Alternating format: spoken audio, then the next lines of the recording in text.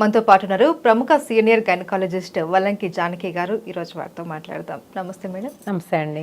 Madam, ఈ మధ్య కాలంలో ఎక్కువగా టీనేజ్ గర్ల్స్ ఏంటంటే వాళ్ళ స్ట్రెస్ వల్ల కావచ్చు, లేకపోతే ఇంకా తీసుకునే ఆహారం అలవాట్ల వల్ల కావచ్చు, ఏదైనా సరే వాళ్ళ పీరియడ్స్ అన్నది ఇర్రెగ్యులర్ అవ్వడం. ఒక్కొక్కరికి మందికి రెగ్యులర్గా వచ్చినా కూడా వాళ్ళకి ఎక్కువ బ్లీడింగ్ కాకపోవడం, కొంతమందికి ఎక్కువ అవ్వడం, కొంతమందికి అసలు కాకపోవడం, ఇలా చాలా ప్రాబ్లమ్స్ ఫేస్ చేస్తూ ఉన్నారు. అసలు టీనేజ్ గర్ల్స్ ఈ పీరియడ్ నుంచి, ప్రాబ్లమ్స్ నుంచి బయటపడాలి అంటే ఏం చేయాలి? చాలా కామన్గా ఇప్పుడు అందరు టీనేజ్ గర్ల్స్ ఫేస్ చేస్తున్న ప్రాబ్లం మీరు డిస్కస్ చేయడం మంచిదైందండి. సాధారణంగా ఏంటంటే టీనేజ్లో రకరకాలైన స్ట్రెస్కి వాళ్ళు లోనవుతూ ఉంటారు. పీసీఓడి అని మీరు వినే ఉంటారు. అది చాలా కామన్గా ఉంటుంది. వాళ్ళు చాలా ఫుడ్ ఫ్యాట్స్ ఉంటాయి. వాళ్ళు ఎక్కువ ఇంట్లో అమ్మ పెట్టింది ఏది వాళ్ళకి నచ్చదు. బయట ఫుడ్డే తింటారు. వాళ్ళు నచ్చిన సమోసాలు, పాస్తాను, పిజ్జాలు. ఎందుకంటే పియర్ గ్రూప్ ఇన్ఫ్లుయెన్స్ చాలా ఎక్కువగా ఉంటుంది వీళ్ళలో. సో దానివల్ల ఏమవుతుందంటే తర్వాత నాకు తెలిసిన చాలా మంది అమ్మాయిలు వాటర్ తాగరు, వాళ్ళు ఓన్లీ పెప్సీ తాగుతారు. అట్లా వాళ్ళు వెయిట్ గెయిన్ అయిపోతుంటారు. ఈ టీనేజ్లో సర్వసాధారణంగా ఉండే సమస్య వెయిట్ మేనేజ్ చేయలేకపోతుంటారు. సో బాగా ఎక్కువగా చిన్నప్పటి నుంచి వీటికి ఈ బ్రంట్కి ప్యాకెటెడ్ ఫుడ్స్, ఈ బీవరేజెస్ ఇవన్నీ ఎక్కువగా ఉన్న చిల్డ్రన్ అయితే హైట్ కూడా తగ్గిపోతారు. నేను ఒక విషయం చెప్తాను. ఈస్ట్రోజన్ అని ఒక హార్మోన్ ఉంటుంది కదా అందరిలోనూ. ఈ ఫ్యాట్ సెల్స్లో నుంచి కూడా ఈస్ట్రోజన్ వస్తుంది. అధికంగా లావ్ అయిపోతే 11-12 ఏళ్ళకి వాళ్ళ హైట్ మీద పడుతుంది. ఎందుకు? ఈ ఫెమోరల్ ఎపిఫైసిస్ అనేది ఒకటి ఉంటుంది, ఈ లాంగ్ బోన్, అది ఫ్యూజ్ అయిపోతుంది. సో అందుకని ఆ టైంలో వెయిట్ అనేది మెయింటెనెన్స్ చాలా చాలా ఇంపార్టెంట్. కరెక్ట్గా ఐడియల్ వెయిట్లోనే ఉంచాలి. ఎప్పటికప్పుడు పీడియాట్రిషియన్స్ హెచ్చరిస్తున్నా వాళ్ళు లెక్క చేయరు, ఇట్లాంటి ఫుడ్స్కి అలవాటు పడతారు. రెండోది ఏంటంటే ఇట్లా పీసీఓడిలో రకరకాల సమస్యలు. ఇప్పుడు ఇదివరకు రోజుల్లో మేము చదువుకునేటప్పుడు 10% అని చెప్పేవాళ్ళు, ఇంకా ఎక్కువ చూస్తున్నాం ఇప్పుడు. జనరల్గా ప్రాక్టీస్లో ఎట్లా ఉందంటే every second girl PCOD problem. వాళ్ళకి ఎవ్రీ మంత్ రావాల్సిన ఎగ్ రాదు. ఆ రాకపోవడం వల్ల ఏమవుతుంది, ఎగ్ అక్కడే చైన్ కట్టేస్తుంది, చక్క నెక్లెస్లా తయారవుతుంది ఓవరీ చుట్టూ. దానివల్ల చాలా సైడ్ ఎఫెక్ట్స్ ఉంటాయి. ఏమవుతాయి, మేల్ హార్మోన్స్ వస్తాయి. కొంచెం 2 నానోగ్రామ్స్ పర్ డెసిలిటర్ అనేది చాలా కామన్ టెస్టోస్టెరోన్ లెవెల్. కానీ అది ఎక్కువైపోయింది అనుకోండి, ఆ చిన్నది కూడా మళ్ళీ ఫీమేల్ హార్మోన్గా కన్వర్ట్ అవుద్ది.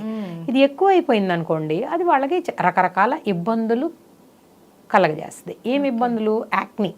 టీనేజ్లో చాలామంది కంప్లైంట్ చేసేది ఫస్ట్ పింపుల్సే. వాళ్ళు చూసుకుంటూ ఉంటారు అనమాట, వాళ్ళలో బాడీలో వచ్చే చేంజెస్ అన్ని గమనిస్తూ ఉంటారు. అంటే బ్రెస్ట్ అప్పుడే రావడం, వాళ్ళకి hair growth, under arms, private పార్ట్స్లో హెయిర్ నోటీస్ చేస్తారు.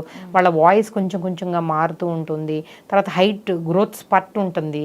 సో ఇట్లా రకరకాలన్నమాట. వాళ్ళు వేసుకునే ప్రీవియస్ క్లోత్స్ నిన్నటి ఈ రోజే పనికి రాకపోవచ్చు, అట్లా కూడా ఉంటుంది అనమాట. వాళ్ళు చాలా నోటీస్ చేస్తారు. సో ఒక్క పింపుల్ వస్తే చాలా మంది అమ్మాయిలకి అదే కారణం డిప్రెషన్కి. వాళ్ళ దాన్ని కూడా చాలా సీరియస్గా తీసుకుంటారు. అందుకని ఒక 4-5 డెర్మటాలజిస్టులు, తర్వాత బ్యూటీషియన్స్, రోజుకొక ఇక రోజుకొక సోప్ మార్చేస్తుంటారు.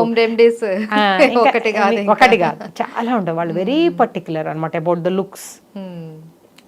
అవన్నీ ఎక్కువగా ఉంటాయి.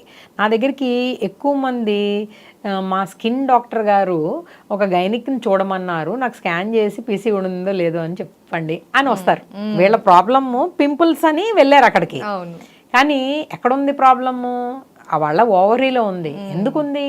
వాళ్ళు నెల కరెక్ట్గా ఓవ్యులేట్ అవ్వట్లా. ఎందుకు అవ్వట్లా? వాళ్ళకి వెయిట్ ఎక్కువ అయిపోయి ఉండొచ్చు, వాళ్ళ స్ట్రెస్ ఎక్కువైపోయి ఉండొచ్చు. వాళ్ళు కరెక్ట్గా తిని, కరెక్ట్గా ఎక్సర్సైజ్ చేసి అన్నీ బాగుంటే ఈ ప్రాబ్లమ్స్ ఉండవు. కానీ చదువులోనూ ఎక్కడో ఒక దగ్గర స్ట్రెస్ ఫీల్ అవుతున్నారు వాళ్ళు, అందువల్ల ఈ సమస్యలు వస్తున్నాయి.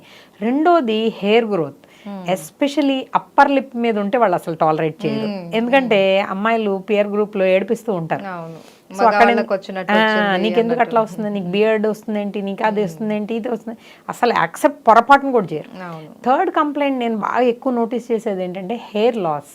వాళ్ళకి 2 వెంట్రుకలు కింద పడిపోయినాయి అనుకోండి, ఇంకా అసలు చాలా ఫీల్ అయిపోతారు. నా హెయిర్ అంతా పడిపోతుంది, నా హెయిర్. ఒక 10 మంది డెర్మటాలజిస్టులను వెంటనే బ్యూటీషియన్ సంప్రదిస్తారు. ఒక రోజుకి ఒక 100 హెయిర్స్ ఫాల్ అయిపోయినా ఏం Normal కాదు, అది. ఇది అందరికీ Normal తెలుసు, hair fall. వాళ్ళకి కూడా తెలుసు, అవును. కానీ వాళ్ళు యాక్సెప్ట్ చేయరు అంతే. అది హెయిర్ కూడా ఈ పీసీఓడిలో ఎలా ఉంటుందంటే male type of baldness, front పోతుంది, వాళ్ళకి అద్దంలో కనిపించేస్తుంది, వాళ్ళ లుక్స్లో చాలా తేడా వచ్చేస్తుంది. వాళ్ళు అసలు పొరపాటున కూడా టీనేజ్ వాళ్ళు కానీ వీళ్ళు యాక్సెప్ట్ చెయ్యనే మరో అంశం అది. సో ఇది కూడా ఎవరైనా అంతే కదండి మేడం. వాళ్ళు బాగుండాలి, వాళ్ళ లుక్స్ బాగుండాలి, ప్రెజెంటబుల్గా ఉండాలి, వాళ్ళు సక్సెస్ అవ్వాలి. ఎవరికైనా అలా అనుకోవడం తప్పు కాదు, అది చాలా న్యాయమైన సమ్మతమైన కోరిక. అందుకని ఈ మూడు చాలా ఎక్కువ చూస్తుంటాం. ఇంకా వాళ్ళు పట్టించుకొని విషయం నెల నెల వస్తుందా లేదా. ఏ టీనేజ్ గర్ల్కైనా మెన్స్ట్రువల్ డైరీ మెయింటైన్ చేస్తున్నామంటే 100% నో అనే చెప్తారు. పోనీ లాస్ట్ టైం ఎప్పుడు వచ్చింది అసలు వాళ్ళకి గుర్తే ఉండదు. వాళ్ళ అమ్మ ఇంకా చూస్తారు, లేకపోతే ఏటో చూస్తారు, లేకపోతే ఈ ఒకటి చెప్పి 10 సార్లు మారుస్తారు. ఇట్లాంటివన్నీ మేము చాలా సహజంగా చూస్తూ ఉంటాం. వాళ్ళకి చెప్తూనే ఉంటాం, మెన్స్ట్రువల్ డైరీ పెట్టుకో, కరెక్ట్గా వచ్చిందో లేదో చూసుకో, ఎన్ని రోజులు అవుతుందో చూసుకో. నేను ఇంకా గవర్నమెంట్ సెక్టర్లో కూడా పనిచేయడం వల్ల చాలా తీవ్రమైన సమస్యలు కూడా చూస్తాను. కొంతమంది అయితే 5-6 నెలలు బ్లీడ్ అయిపోతుంటారు కంటిన్యూస్గా. వాళ్ళకి 2 గ్రాములు 1 గ్రామ్తో మా దగ్గరికి వస్తారు. అది టీనేజ్లో ఆ ప్రాబ్లం కూడా ఎక్కువగా ఉంటుంది. వాళ్ళు బాగా లావుగా అవడం వల్ల వాళ్ళకి ఈస్ట్రోజన్ ట్రిగ్గర్ చేసేసి అది అసలు రెస్పాండ్ కాదు ఏ హార్మోన్కి, అలా దాన్ని ప్యూబర్టీ మెనోరేజియా అంటారు. ఇవి చాలా ఘోరమైన కేసులు అనమాట. ఏం చేసినా వాళ్ళకి మనం డిఎన్సీలు ఇలాంటి ఆపరేషన్స్ చేయలేం. అలా ఫ్లడ్స్ పోయినట్టు బ్లీడింగ్ అయిపోతుంటుంది, ఎన్ని బ్లడ్లు తీసుకొచ్చి పెడుతుంటాం, ఆగదు. సో ఇవి చాలా క్లిష్టమైన విషయాలు. చాలామంది సీనియర్ గైనకాలజిస్టులు ఫేస్ చేసే ఉంటారు. వాళ్ళందరూ కూడా చెప్తూ ఉంటారు అనమాట, ఎంత బకెట్ బ్లడ్లు పోయాక కానీ తీసుకురారు వాళ్ళు. సో ఇది ఒక రికరెంట్ ప్రాబ్లం మెనోరేజియా. తర్వాత చాలా ఇంకొక తీవ్రమైన సమస్య ఒకటి చెప్పాలనుకుంటున్నాను, డిస్మెనోరియా. వాళ్ళకి చిన్న కడుపులో నొప్పి వచ్చిందంటే హల్లా గుల్లా చేసేస్తారు, కానీ కొంతమందిలో తీవ్రమైన కడుపులో నొప్పి కూడా వస్తుంది, వాంతులు అవుతాయి, వాళ్ళకి బ్యాక్ ఏక్ ఎక్కువగా ఉంటుంది, ఆ టైంలో ఏ పని చేయలేరు, మూడ్ డిస్టర్బెన్సెస్ ఎక్కువగా ఉంటాయి. ఇలా menstrual problems you name it వాళ్ళ దగ్గర ఒక 100 అయినా ఉంటాయి. ఈ టీనేజ్ గర్ల్స్కి రకరకాల ప్రాబ్లమ్స్ ఉంటాయి. వాళ్ళకి కొంచెం కూడా కడుపులో నొప్పి రాకూడదు, ఒక డ్రాప్ కన్నా ఎక్కువ అవ్వకూడదు.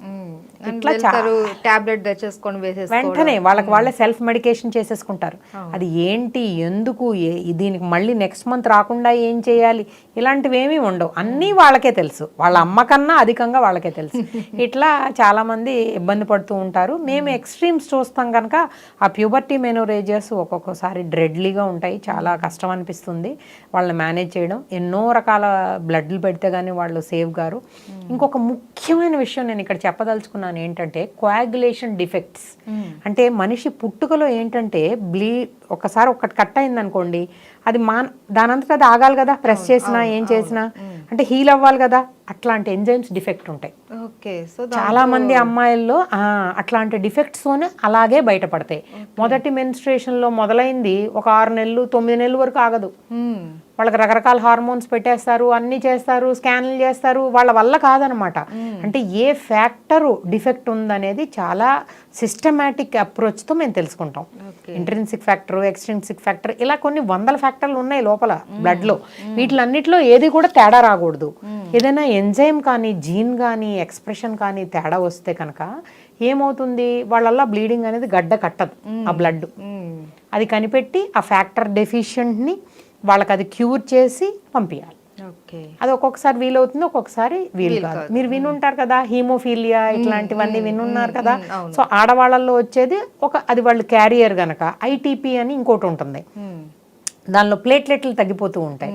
సో ఇట్లాంటి వాళ్ళకి గడ్డ కట్టదు. ఇలా రకరకాల డెఫిషియన్సీస్ ఉంటాయి, ఫ్యాక్టర్ 7, ఫ్యాక్టర్ 10. మేము అట్లా ఇండివిజువల్ కేసెస్ చాలా చూసాం. హెమటాలజీ అనేది చాలా చాలా ఇంపార్టెంట్ టీనేజ్ గర్ల్స్ మెనోరేజియాలో. సో ఒక్కొక్కటి ఒక్కొక్క పెద్ద సబ్జెక్టు, కాబట్టి వీలైన వాళ్ళకు అంతవరకు ఒక సూచన మేరకే ట్రీట్మెంట్ తీసుకోవాలి. సో ఈ టీనేజ్ గర్ల్స్లో ఎక్కువగా పీసీఓడి అన్నది ఈ మధ్య కాలంలో మీరు చెప్పినట్లు ప్రతి సెకండ్ చైల్డ్కి అనేది ఉంటుంది కామన్గా. సో ఏవైనా సరే మీరు చెప్పిన సిమ్టమ్స్ కనపడంగానే వెంటనే గైనిక్ని అప్రోచ్ అయ్యి దానికి సంబంధించిన టెస్టులు చేయించుకొని వెంటనే దీనికి మెడికేషన్ కనుక స్టార్ట్ అయితే దీని నుంచి బయటపడవచ్చు. అంతే కదండి madam. Thank you madam. Thank you.